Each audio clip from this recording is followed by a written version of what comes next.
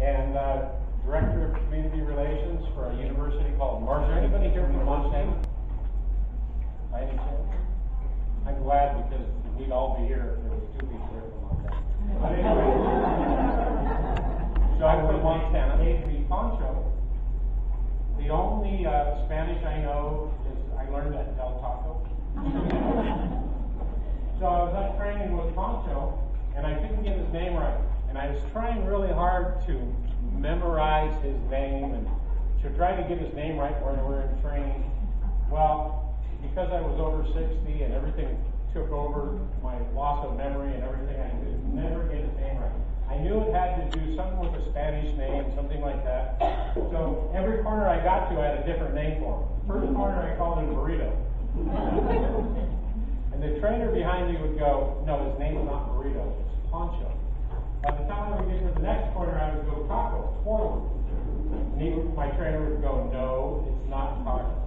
So he answers to a lot of different names. And when I walk through campus with him, it's, hi Poncho, hello Poncho, hi Poncho. I teach the students, they don't even know my name. So I have kind of a strange thing that's going to pop up here. Hold on. Where am I going? Okay. Is that a blind dog? Right. So when you're visually impaired, you get asked a lot of questions. Right? The biggest question you get asked when you have a guide dog is that a blind dog?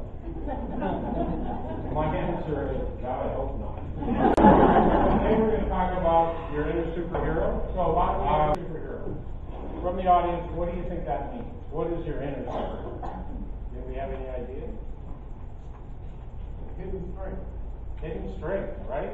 Anybody else? Yes. Yeah, I like that. Anybody else?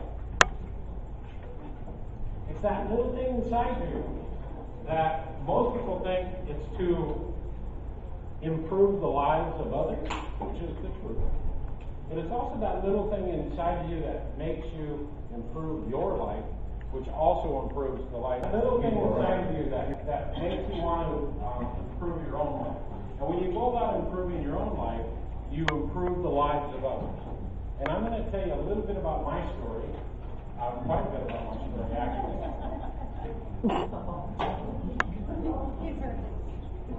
Yeah, he's heard it so much he'll be snoring.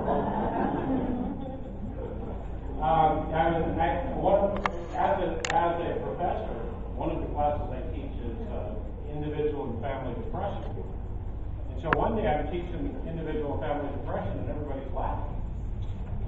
And I can't believe me, nobody laughs during depression, right? Nothing exciting about that lecture at all. It was him snoring. I'm so used to his snoring, I didn't even hear him snoring. Anyway, so it's that little piece in front of you. I'm going to tell you about my journey through vision loss, my journey through being a corporate executive, losing my career, coming out the other end here as a professor and university director. But in the beginning, I was 21 years old. I was off the coast of Vietnam for the 1975 pullout of the embassy. And I started running into airplane wings. And as I started running into airplane wings, I went to a corpsman who would probably be one of the best doctors I would see for years. Amazingly, he wasn't even, quote, a doctor, but probably one of the best doctors I would see for years. Anyway, I went to him and he goes, you have something strange inside your eye. So being 21 years old, I waited a whole entire year before I went to the doctor. And so 22, I went to the doctor. The doctor told me I had absolutely nothing wrong with me, which was great. I was going to celebrate that.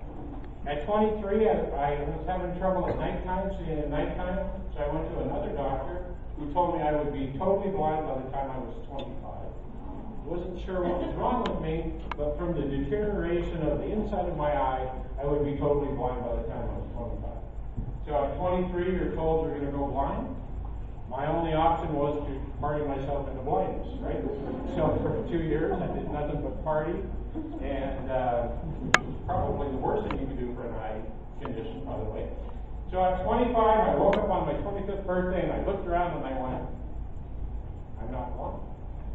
I don't know why I thought it would happen on my 25th birthday. So at 26, I went to another doctor. The doctor told me I had absolutely nothing wrong with me.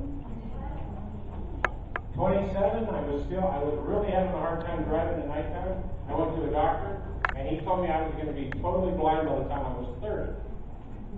So what did I do? Tried to party myself into blindness again. So at 30 years old, I woke up and I looked around and I went, well, I'm glad that doctor didn't know what he was talking about. But I was 30, and I knew that I had to make better choices than partying in my life. And so I worked really hard. I'm proud of you. Thank you. So anyway, this is what the picture looks like. But so what I have to do is, you saw how that goes around, and I have to completely map a picture. So if you come up to me and you say, "Isn't my baby cute?"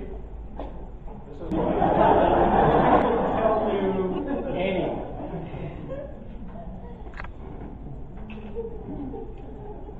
How do you go to the bathroom? Who in their right mind would ask anybody that question? I mean, can you imagine? How do you go to the bathroom? Oh, I don't know. How do you go to the bathroom? So I don't have any problem with the bathroom whatsoever. People think I do that by accident. My hair is my favorite. See my daughter right there? That's my wife. She passed away a year ago. And so we were, see, it says my trip to New York.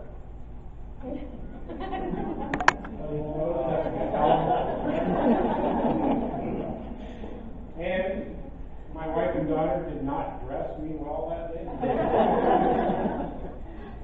So I was standing there, and I had convinced my wife that blind people, see, use that to advantage.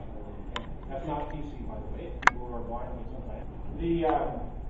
I had convinced my wife that blind people can't go in those smelly stores that you women want to go into.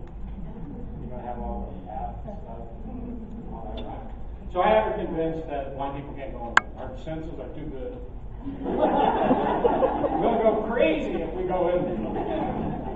So as they went in the store, I got to stand outside with my guide dog. So I'm standing there and well, you know about me. So I'm standing there with my guide dog like this, and this cowboy walks up and goes, I didn't realize I had an I Love New York shirt on. This cowboy walks up and goes, y'all in Texas. Y'all should have an I Love Texas shirt on. I went, I'm in Texas? Only that the other one went, you mean that's not the entire state building?